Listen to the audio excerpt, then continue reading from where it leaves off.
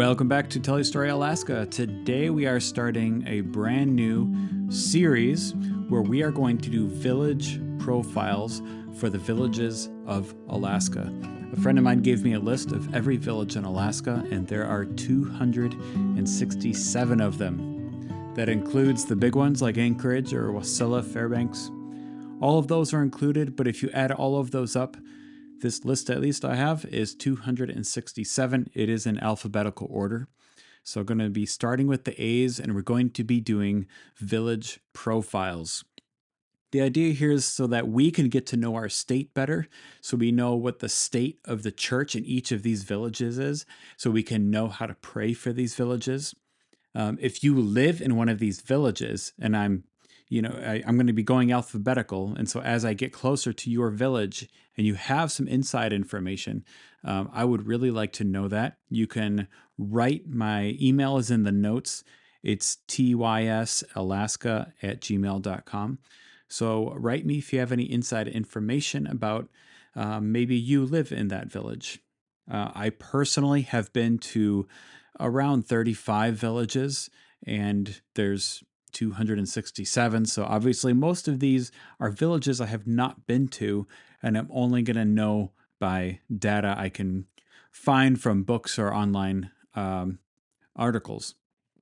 So I'm going to dive right in, and we're going to start with our first two villages of Adak and Akhiok. Now, my intention is for these episodes to be shorter than previous ones, so you can just give them a quick listen and get a quick profile of each of these villages. So that's the plan, and I'm just going to jump straight into it. Our first village is Adak, A-D-A-K. Adak is located in Kodiak Bay on Adak Island, well named. This is on the Aleutian Island Chain, that large chain that sprouts out southwest of Alaska. It's incredible how long this chain is. It reaches across like the entire Pacific Ocean, and Adak is quite far out there. In fact, if you look on a map, it looks like Adak is actually further west than the tip of Russia. And of course, that's confusing to say because that's where east and west meet in the way we figure it on our maps. But it reaches beyond the tip of Russia. It's that far out there. Now, it's not the furthest village out on the Aleutians, but it is way out there.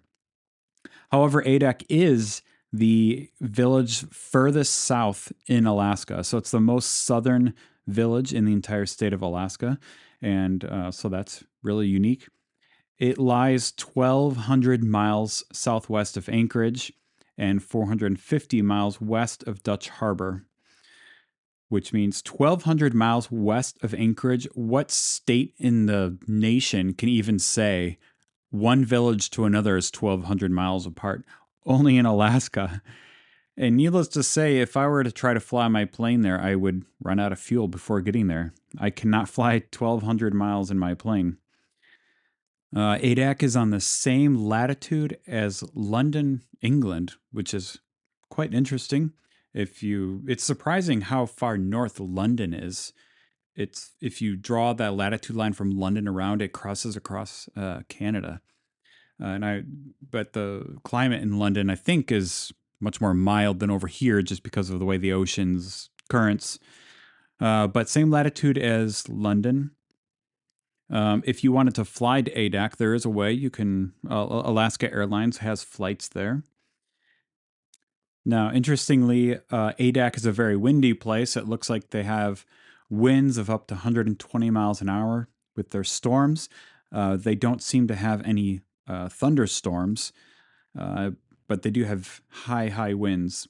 The average temperatures are pretty moderate. It's saying from 20 to 60 degrees Fahrenheit. But of course, if you got the wind chill in there at 120 miles an hour, it's chilly.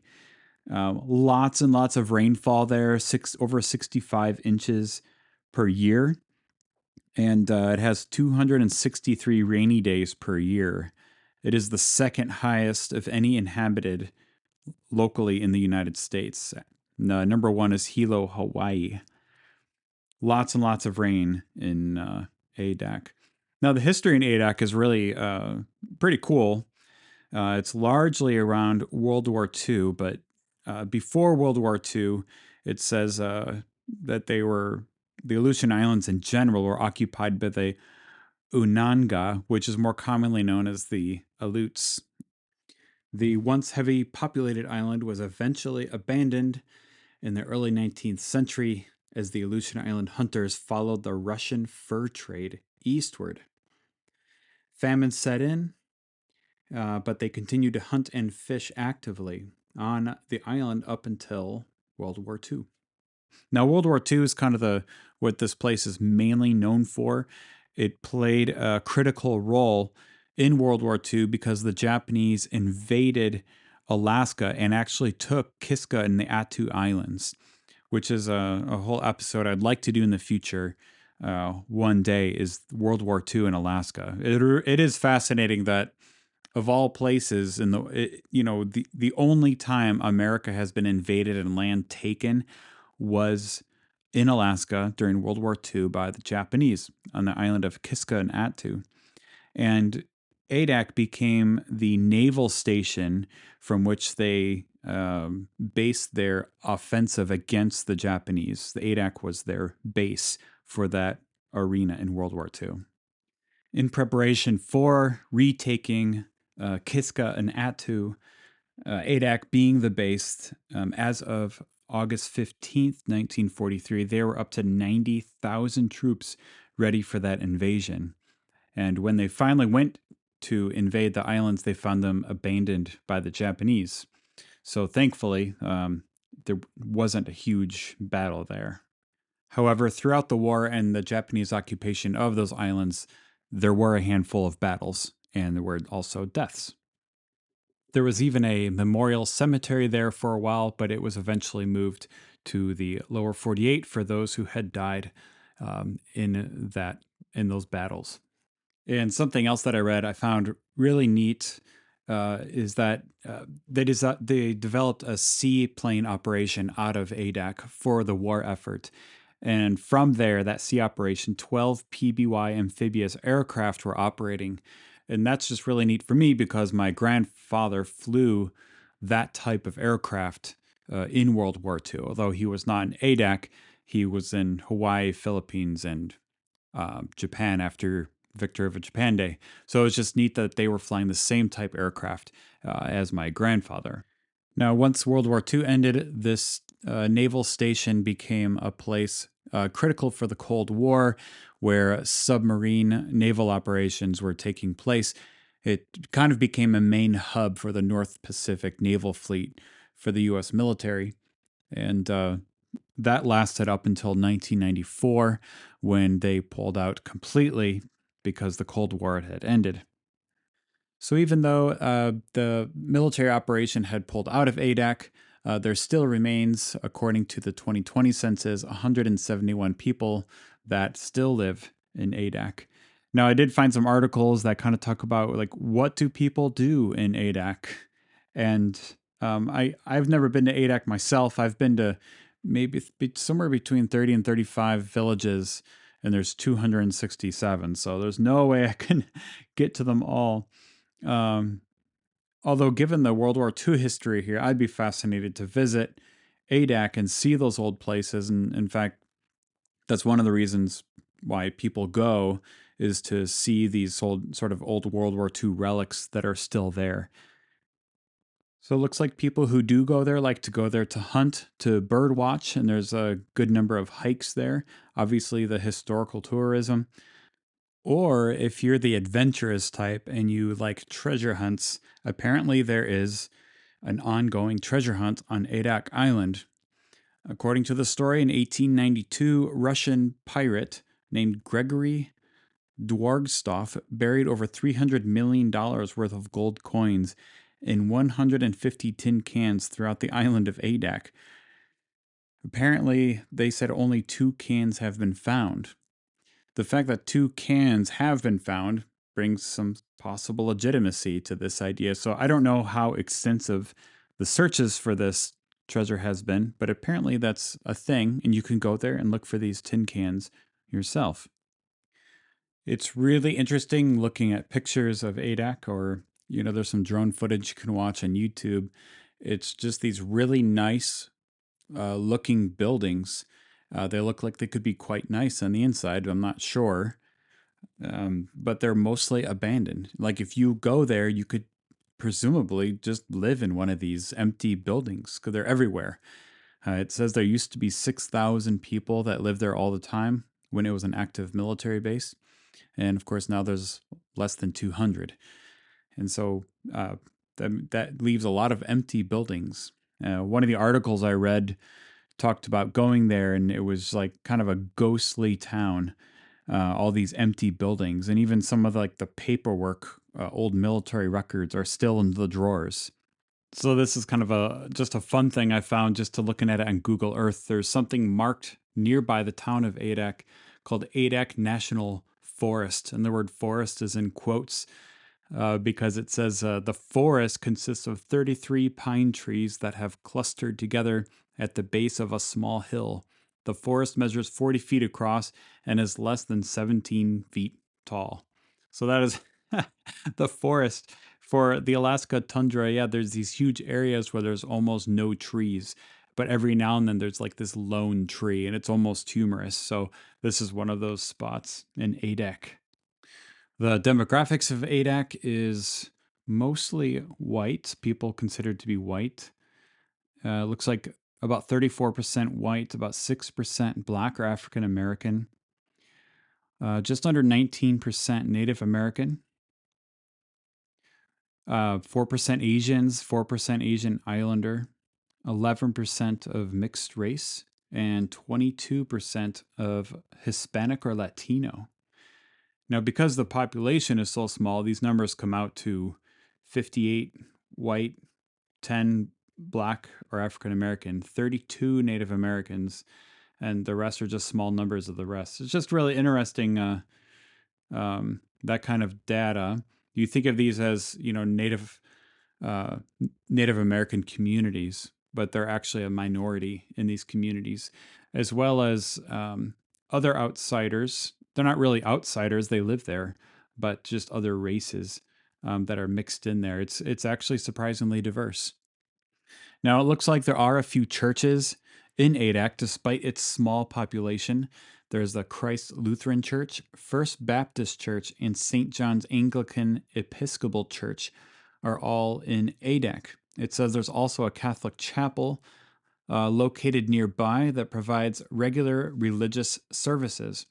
And according to the same source, it says 21.8% of the people in Adak are religious. It's interesting that it says 0% are Baptist, but there's a Baptist church. 15% are Catholic, 1% are Methodist, 0.1 Pentecostal, 1.7% Church of Jesus Christ, and 3.6% are another Christian faith. Yeah, so only 21.8% of the people consider themselves religious, and what the rest are, who knows? So definitely a lack there in Adak. Okay, and a quick Google search shows an Orthodox church called Saint Innocent Church, which looks like it's still operating. There is an old chapel there called Bering Hill Chapel, and if you look at the pictures, the entire building is in complete disarray. It's obviously not functioning right now. There's even some interior pictures of the whole thing just falling apart. All right, and finally, I'm getting on my ForeFlight just to look at the airport that's there.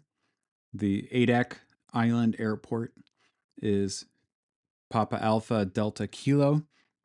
Its elevation is 20 feet. The runway is 7,790 feet, and it's 200 feet wide. It looks like it's a very nice runway. Of course, the airlines, Alaska Airlines flies 737s in there, and so it needs to be longer. It does look like it has a closed airport as well, like an airstrip that has been closed, but is still there. There are approaches. You have ILS approaches for runway 23. It still has an NDB DME approach. and an RNAV approach, which is probably the one I would use if I went. There's also a TACAN. Wow, I've never been trained to use a TACAN. Wow, that's interesting. But it has one of those as well. Okay, let's transition to our next village, which is Akhiok. Akhiok is the southernmost village on the Kodiak Island. Very famous island known for its Kodiak grizzly bears. Is that right? Kodiak bears? Kodiak grizzly bears? Kodiak bears. Huh. I've never been to Kodiak myself. I do have some friends that live there, and I might go next month, so I hope I'm able to get down there. I probably won't make it to Akhiok, being so far away. It's actually 80 miles southwest of the city of Kodiak, which is the largest town on the island, and that's a ways away. So I don't think I'll get down there. Interestingly, the climate is pretty moderate. These ocean currents, I think, in the Pacific bring up warm ocean currents from Hawaii and moderates the temperature in this area in Alaska, even where I am, and even on Kodiak Island. It says there's little or no freezing weather in Akhiok. So that's really interesting. Annual precipitation is 35 inches. Temperatures have a pretty narrow range, 25 to 54 degrees Fahrenheit. It's surprisingly not cold there. You think of Alaska, everything it gets cold all the time, but it's not in Akhiok because of the ocean really moderates the climate. Akhiok is mainly dependent on fishing to survive, and the original village was located somewhere else, and it was originally settled by the Russians. And the Russians at the time were hunting sea otters for their furs. And that original location was located at Humpy Cove. The name Akhiok was reported in the 1880 census. That's the first time it was called Akhiok. It did have a name before that, and it's a name I don't know if I can pronounce. It says Kashhukognuit, something like that. I don't know if that's a Russian word or if that's a native word. I'm not really sure. That would be interesting to find out.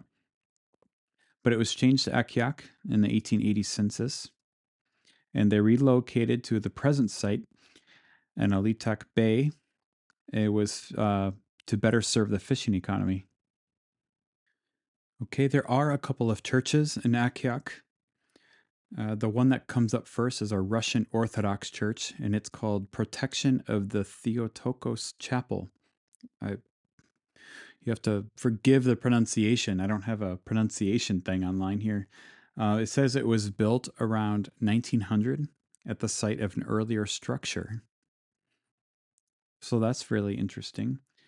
In addition to that church this website says the most prominent church is the Akhiok Bible Church, established in 1954 by members of the area's native population. According to this, they offer Sunday services, Sunday school classes, Bible studies, and youth activities. It says there's also smaller congregations associated with different denominations in Akhiok. According to this, a 1964 earthquake, which is the big one in Alaska's history. I think it's called the Good Friday earthquake. I think it was in the high eights, like 8 point something earthquake. It was massive, one of the largest earthquakes ever recorded. And it said it destroyed a nearby village of Kodiak, and all the residents of that village relocated to Akhiok. And this is interesting. Originally, Akhiok first appeared on the 1880 U.S. Census as an unincorporated native village. And it says every one of the 114 residents were Native Alaskans, so it was purely a Native Alaskan community. Looks like over the years, the name changed a few times to Alatak, and it was called Alatak on and off, and finally they settled on Akhiok in 1972. And it looks like at its peak, the population was 420 in 1890. And now today, as of 2020, the population is 63. There's a small school there with, it says, 16 students. This data is a few years old, but it's something close to that at least. This is interesting. On one website I found, it's bestplaces.net. It profiles the religious makeup of each of the communities. It says that 28.6% of the people in Akhiok are religious. But with such a small population, the percentages are odd. Like 1.7 are Baptists. That means there's like one Baptist person. So I'm not sure about this website, how reliable it is or how they get this data. But it does talk about Akhiok Bible Church. It says established in 1954. Although looking on Google Earth, not Google Earth, on Google Maps, I do not see any such church. So that is simply a question mark. Okay, as of the census of 2000, the 2020 data doesn't seem to be there, or 2010. But there were 80 people at the time, 25 households, 17 families. The racial makeup of the city was 2.5% white, 86.25 Native American, 3.75% Asian, and 7.5% from two or more races. 1.25% is Hispanic or Latino. That's interesting because, 1.25% of 80 people is like one person. So there's one guy there. Anyway, the basic makeup, though, is mostly Alaska Native, which is pretty cool. It's more of a pure Alaska Native community there, at least according to the data. The only way to get to Akhiok is by air or water. Can't drive there, so it'd be an off-road system village. If you're familiar with Alaska, there's, on-road systems and off-road systems. We kind of categorize every place. Is it on the road system or off? So Akhiok is obviously an off-road system. If you were to fly in there, to the airport is Papa Alpha Kilo Hotel. The elevation is 44 feet. The runway looks like it's a gravel runway, 3,120 feet long, 50 foot wide, 0422. You can fly the RNAV approach. I looked at this RNAV approach, though. It does not line you up with the runway. It actually takes you perpendicular to the runway, so you have to circle to land if you're going to fly that approach. I wonder if they do that for the terrain in the surrounding area. I'm not sure. I'd have to look into that. But that is how you would have to get there to visit Akhiok. Okay, so that concludes our village profiles for Adak and Akhiok. And next week, we're going to continue with the A's, and we'll be doing Akhiachuk and Akhiak. And you will notice that these villages sound very familiar in the way they're pronounced. And these next two villages I have been to before, so that will be a nice change of pace. So thank you guys for tuning in. I hope that these village profiles gives you a deeper understanding of your state and to know how to pray for the state of Alaska.